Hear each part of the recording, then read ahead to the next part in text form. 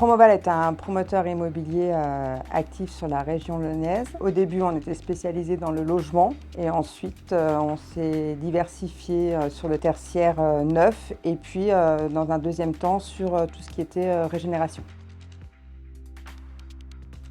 C'est un accompagnement qui met les deux expertises, donc à la fois de la RSE et du carbone. En premier, on a eu une phase de diagnostic sur laquelle on est allé récupérer tout un tas d'informations, quantitatives et qualitatives, via à la fois de la collecte de données physiques et un diagnostic de maturité RSE sur site. Ensuite, il y a toute une phase d'analyse de l'ensemble de ces données qui a été restituée à l'ensemble du comité de direction et du comité RSE de l'entreprise. Et ensuite, une fois qu'on a eu finalement cette double restitution, on a eu plusieurs temporalités. La première, ça a été finalement de décider quels étaient les engagements que Promoval souhaitait prendre, les actions qu'on pouvait mettre en valeur, et puis ensuite définir tous ensemble une feuille de route assez structurante à court, moyen et long terme, de manière à finalement garder une vraie démarche RSE et un cycle un peu vertueux d'amélioration continue. On a décidé de mettre en place un comité RSE composé d'hommes et femmes et d'intervenants aussi bien au niveau des logements que du tertiaire et les services généraux. Aujourd'hui, on se dit qu'effectivement, il faut qu'on formalise plus et donc il y a des choses qui se mettent en place de manière à ce que tout le travail qu'on fait et tout le travail que finalement les responsables de programme, les responsables techniques font au quotidien avec les archives sur nos bureaux et nos logements, finalement transparaissent aussi dans notre démarche.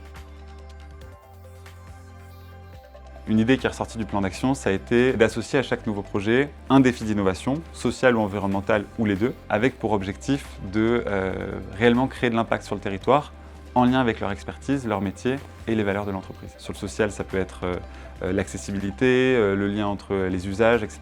Et sur la partie environnementale, ça peut être les émissions carbone, les matériaux biosourcés, la présence de biodiversité sur site.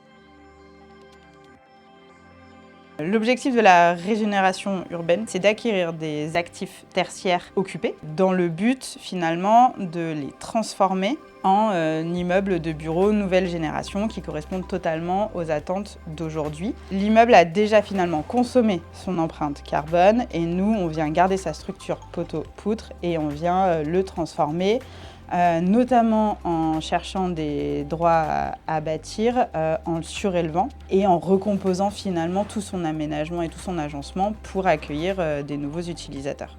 En somme, ça veut dire réduire au maximum les impacts négatifs et maximiser les contributions positives. Ça veut dire faire en sorte qu'on ait des projets de rénovation qui aient les mêmes normes que les projets neufs.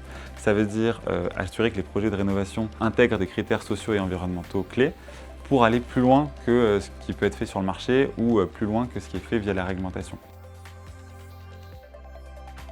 On a eu un très bon accompagnement du début à la fin et en plus on a eu un échange hyper facile. Ils étaient vraiment à l'écoute de tout le comité RSE. C'est vrai qu'ils ont su cerner nos besoins et surtout ils ont su s'adapter à finalement qui on était et à nos attentes. Et donc ça a été capital finalement dans la relation. Nous, R3, on n'a pas vocation à faire en sorte que l'entreprise soit dépendante de nous.